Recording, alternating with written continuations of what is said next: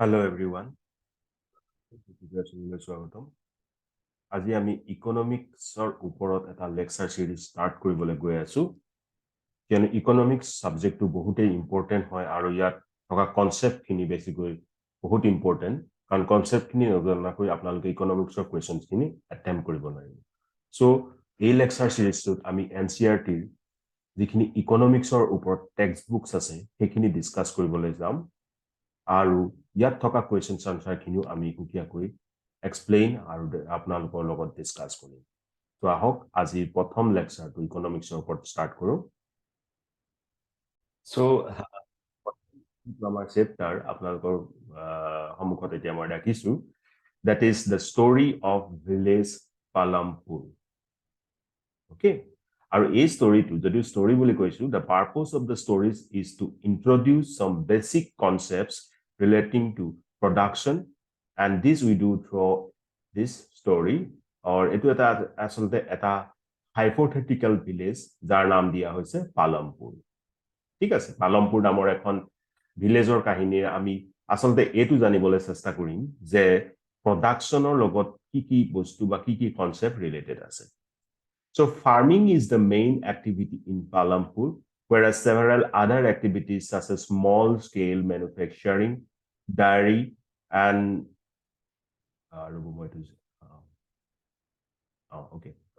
dairy transport are carried out on a limited scale. And these production activities needs various type of resources like natural resources, man-made items, human effort, money, right? এইবিলাক বস্তু লাগে আমাৰ এইখিনি কৰিবলৈ now এই যে Palanpur ভিলেজখন that is well connected with neighboring villages and towns আৰু এই ৰায়গঞ্জ বুলি এখন ডাঙৰ ভিলেজ আছে যি নেকি পালনপুৰৰ পৰা 3 কিলোমিটাৰ আঁতৰত আছে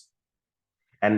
এটা all weather road আছে যি নেকি ভিলেজখনক ৰায়গঞ্জৰ লগত কানেক্ট কৰিছে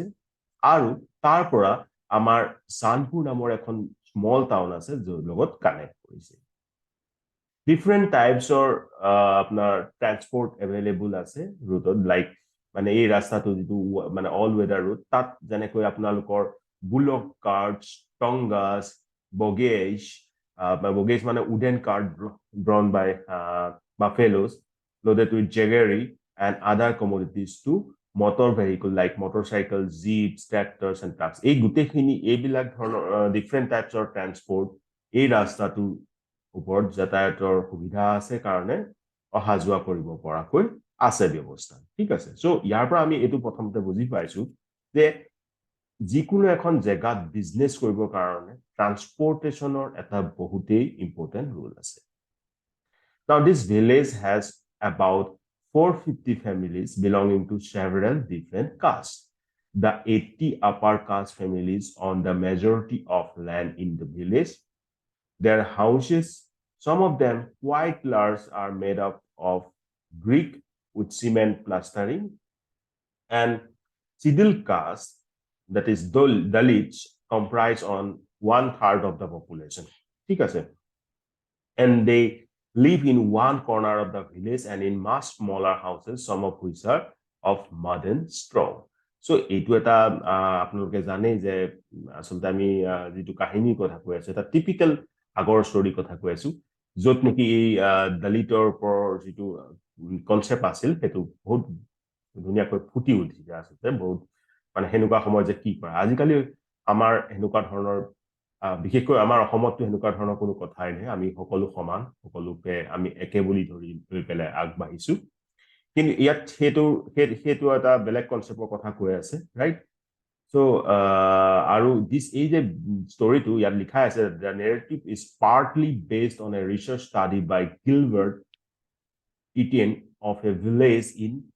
Bulandshahr district in western Uttar Pradesh so hetu north side or kotha koa hoise hetu karone apnaloke basically he noko main kotha khini families khini upor je biborn dia hoise hetu janok that electric connection was electric powers all the wells in the fields and is used various type of small business ঠিক আছে আৰু লগতে এখন দুখন primary স্কুলো আছে এখন হাই স্কুলো আছে আৰু এটা প্ৰাইমেৰী হেলথ চেণ্টাৰো আছে আৰু এটা private dispensary আছে where the sick are treated. So এই village খনত এখিনি আছে okay. So এই ডেসক্ৰিপচনৰ পৰা আমি কি গম পালো যে Palampur has fairly well developed system of roads যেটো বহুতেই প্ৰয়োজনীয় transport, electricity, irrigation, schools and health center. ঠিক আছে এখিনি আছে আমাৰ now ইয়াৰ পাছত আমি organization of production of কথা কওঁ now aim of the production is to produce the goods and services that we want there are 4 requirements for productions of goods and services এই যে production শব্দটো আমি ইউজ কৰিছো production মানে আমাৰ যেটো aim আছে production আৰত হেতু হৈছে আমাক যিখিনি goods services লাগে আমাক যিখিনি বস্তু বা যিখিনি কামৰ প্ৰয়োজন হয় সেইখিনি প্ৰডিউস কৰা আৰু এই প্ৰডিউস কৰিবৰ কাৰণে productionৰ কাৰণে চাৰিটা মেইন ৰিকুৱাৰমেন্ট আছে the first requirement is land and other natural resources such as water forest and minerals প্ৰথম ৰিকুৱাৰমেন্টটো কথা কোৱা হৈছে obviously আমি সকলোৱে মানুহ এয়া হৈছে মাটি that is land আৰু বাকি natural resources যেনেকে পানী হৈ গল আপোনালোকৰ যেনেকৈ জংগল হৈ গল মানে ফৰেষ্ট হৈ গল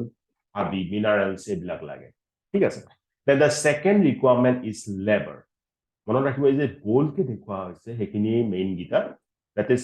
labor মানে কি that is people who will do the work some production activities require highly educated workers to perform the necessary tasks while other activities requires workers who can do the manual work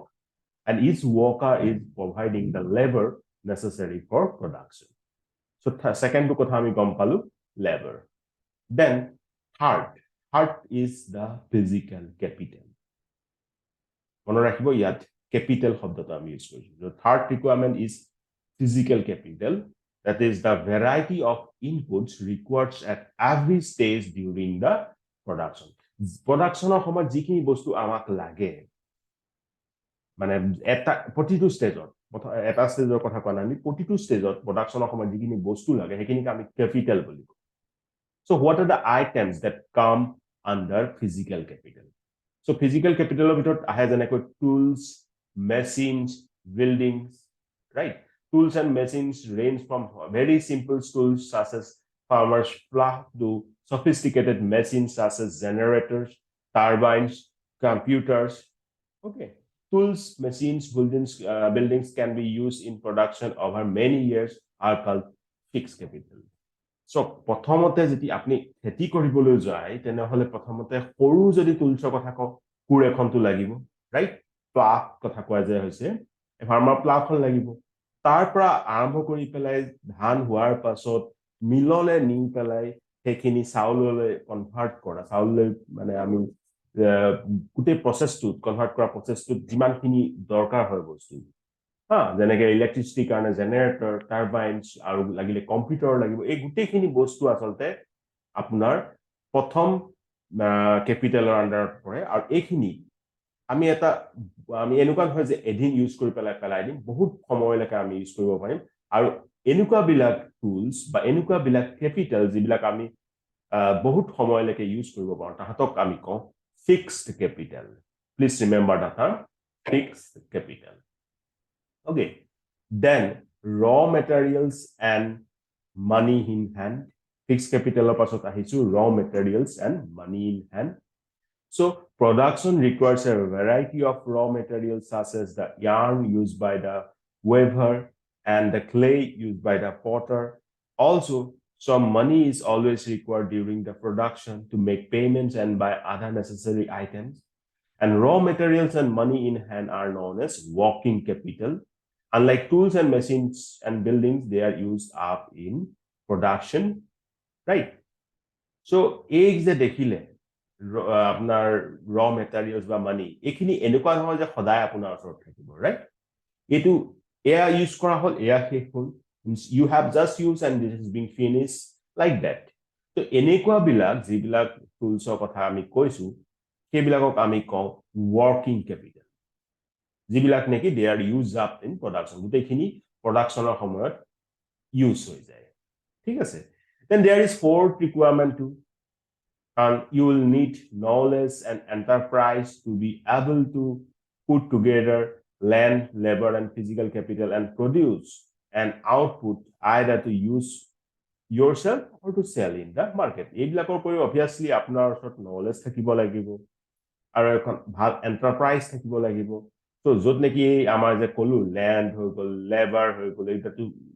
বিশেষ important বস্তু and ক্যাপিটালৰ ভিতৰত physical ক্যাপিটালৰ ভিতৰত আমি দেখিলো fixed capital আৰু working capital এইখিনি লগতে কি দৰকাৰ হ'ব ভাল নলেজৰ তেতিয়াহে আপোনাৰ ব্যৱসায়টো আগবাঢ়িব প্ৰডাকশনটো সো আমি ইয়াত আৰু ক্যাপিটাল এটাৰ কথা নেক্সট ক্লাছত মানে নেক্সট চেপ্টাৰত আমি পঢ়িম হেতু হৈছে হিউম্যান ক্যাপিটাল এতিয়াতো আপোনালোকক দুটা ক্যাপিটালৰ কথা কলো physical capital right physical capital or আন্ডাৰত আমি কলো ফিক্সড ক্যাপিটাল যি নেকি বহুত সময়লৈকে ইউজ কৰিব পাৰো আৰু তাৰ পিছত আপোনালোকক কলো যে ওয়াৰ্কিং ক্যাপিটাল যি নেকি প্ৰডাকশনৰ সময়ত পুৰা ইউজ হৈ যায় আৰু ক্যাপিটাল আছে হিউম্যান ক্যাপিটাল আমি পাছত পঢ়িম ঠিক আছে Then every production is organized by combining land, labor, physical capital, and human capital, which are known as factors of production.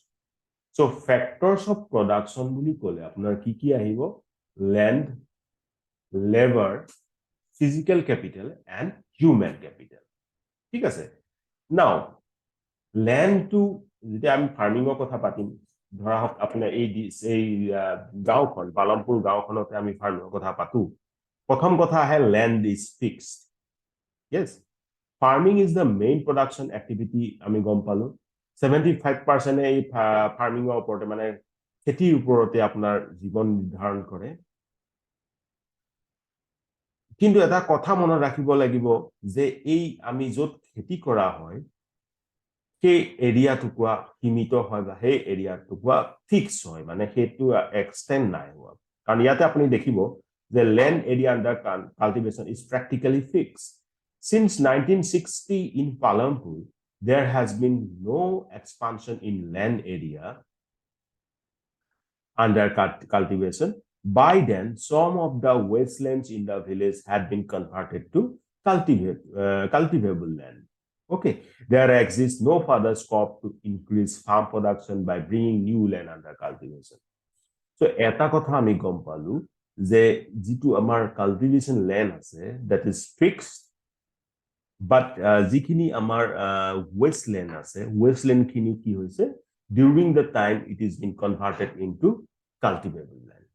Mane wasteland khini kami convert koribo parisu cultivable land lage but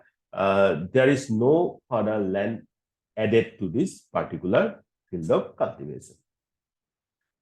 Okay. So you need to measure these lands like hectare in the gaon, make use for the bigha, quinta. These things are being used. Now you should know actually the basic statistical detail like 1 hectare equals to the area of a square with one side measuring 100 meter. Okay, so ekhini basic apnaloke nije janibo.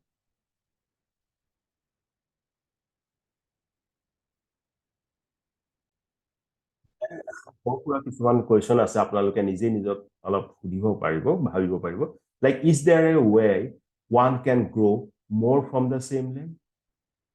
So এই কথাটোৰ লগতে আমি তেতিয়া আমি দুটামান আৰু important technical term পাম হাউকসুন চাও in the kind of the crops grown and facilities available Palampur would resemble a village of the western part in the state of the Uttar Pradesh যেহেতু এটা এটা হাইপোথেটিক্যাল কনসেপ্ট কিন্তু তথাপি আমি এটা উত্তৰ প্ৰদেশৰ ওয়েস্টাৰ্ন পাৰ্টত থকা এখন ভিলেজৰ কথা বুলি জানিব পাৰো all land is cultivated in Palampur no land is left idle during the rainy season that is kharif farmers grow jawar and bajra these plants are used as cattle feed and it is followed by cultivation of potato between October and December okay so এই যে খারিফ শব্দটো কৈছে খারিফটো আমি এতিয়া ইয়াত গম পালো rainy সিজনত কোৱা হয় ৰাইট ৰেইনি সিজনত কোৱা খেতিক আমি খাৰিফ খেতি বুলি কওঁ আৰু এটা কথা মন কৰিব ইয়াত গম পালো যে জোৱাৰ আৰু বাজৰাটো কিহৰ আণ্ডাৰত পৰে খাৰিফ খেতিৰ ভিতৰত পৰে তাৰ পিছত আলু দিয়া হয় অক্টোবৰ এণ্ড ডিচেম্বৰ আৰু এটা কথা মনত ৰাখিব ইন দ্য উইণ্টাৰ সিজন that is Rabi, fields are sown with wheat. From the wheat produce, farmers keep plough wheat for the family's consumption and sell the surplus wheat at the marketed wagons. So, এটা কথা আৰু গম পালো যে ৰবি খেতিটো কেতিয়া খেতি হয় যেনেকৈ খৰিফটো হৈছে আমাৰ বাৰিষা কালৰ খেতি তেনেকৈ ৰবিটো হৈছে উইণ্টাৰ সিজনত মানে আমাৰ শীতকালত যিটো খেতি হয় হেতুক আমি কওঁ ৰবি বুলি আৰু এটা কথা গম পালো যে ৱেটটো হৈছে মানে আপোনালোকৰ গেহুটো হৈছে ৰবিৰ আণ্ডাৰত থকা ফসল A part of the land area is also devoted to sugarcane, which is harvested once every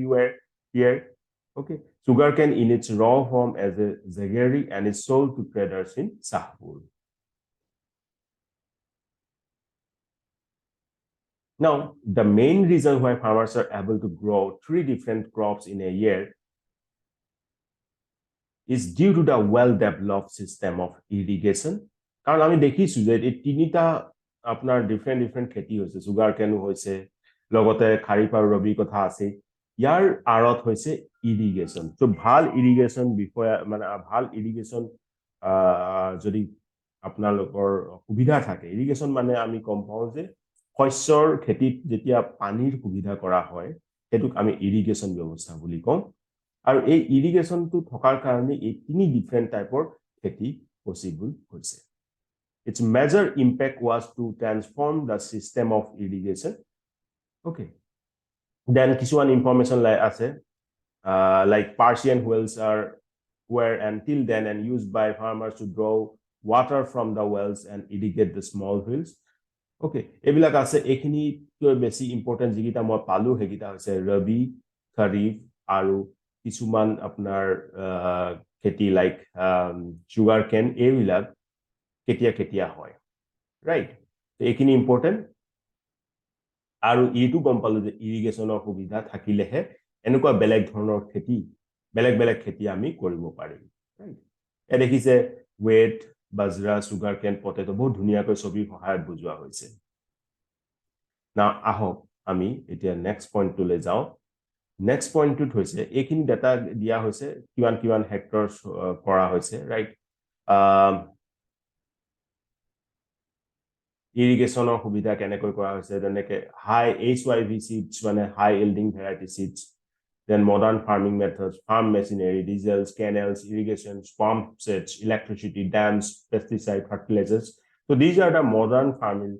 farming methods and that is being actually adopted current days means farmers okay ঠিক আছে এইখিনি আপোনালোকে জানিব মই বেছি যিখিনি ইম্পৰ্টেন্ট সেইখিনি মই আপোনালোকক কৈ গৈছো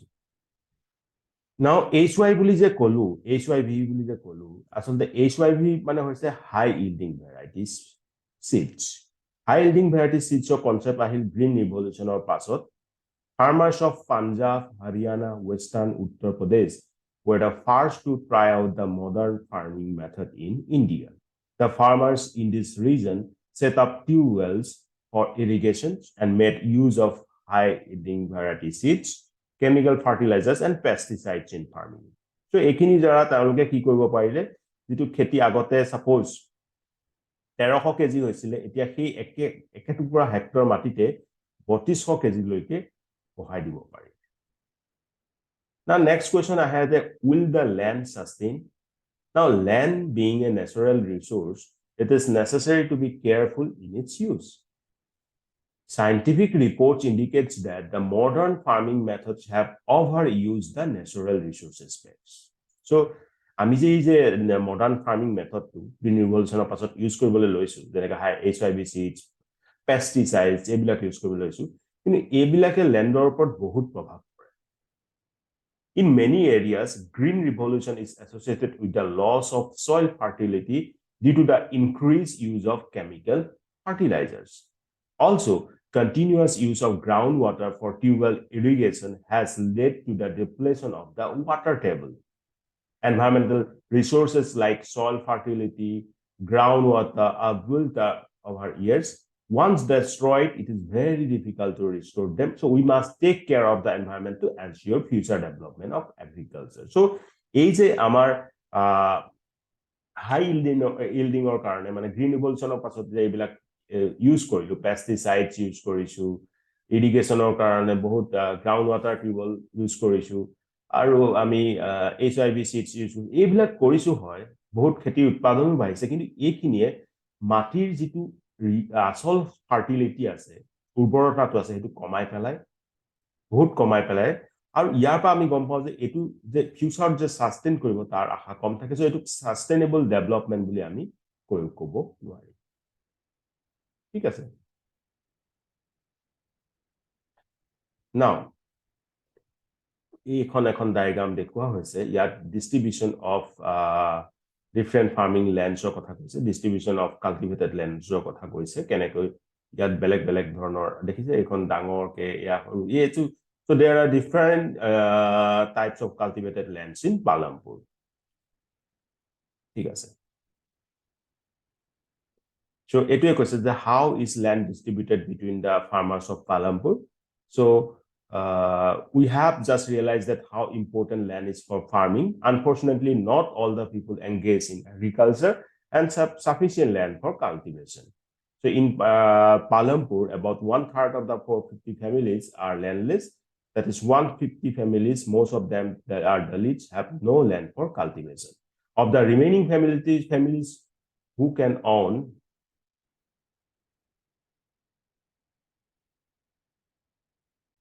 land, 240 families cultivate small plots of land less than 2 hectares in size. Cultivation of such plots does not bring adequate income to the farmer family. Yes, you can see the large number of small plots scattered around the village in the picture. Is a picture to the color, and these are cultivated by the small farmers. On the other hand, more than half the area of the village is covered by the plots that are quite large in size. Yes, and in Palampur, there are 60 families of medium and large farmers who cultivate more than 2 hectares of land. A few of the large farmers have land extending over 10 hectares. So এইখিনি information ইমানটো important নহয়, কিন্তু এইটোৱে দেখুওৱা হৈছে যে কেনেকৈ লেণ্ডছখিনি distribute কৰা হৈছিল সেইটো সময়ত। লেণ্ডৰ পাছতে আপোনাৰ লেবাৰটো বহুত ইম্পৰ্টেণ্ট, যে কোনে লেবাৰ কৰে, আৰু আজিকালি দেখা পোৱা গৈছে যে ট্ৰেক্টৰ আদিৰ কাৰণে লেবাৰৰ আগতে যিমান লাগিছিলে তাতকৈ কম হৈ আহিছে। সো সেইটো অবভিয়াছলি হিউমেন যিটো আমাৰ কেপিটেল আছে বুলি কৈছিলো তাৰ ওপৰত প্ৰভাৱ পেলাইছে। Then আপোনালোকে দেখিছে টেবুলখনত production, consumption, surplus, capital for the next year. প্ৰডাকশনত কিমান প্ৰডিউস হৈছে, কনজাম্পশনত কিমান কনজিউম কৰা হ'ল, আৰু তাহাঁতৰ মাইনাছটো আমাৰ সাৰপ্লাস হিচাপে থাকি গৈছে। আৰু তাৰপিছত কেপিটেল কিমান নেক্সট বছৰৰ কাৰণে থাকি গৈছে, সেইখিনিও আমি এনেকুৱা ধৰণৰ টেবুলৰ জৰিয়তে উলিয়াব পাৰো।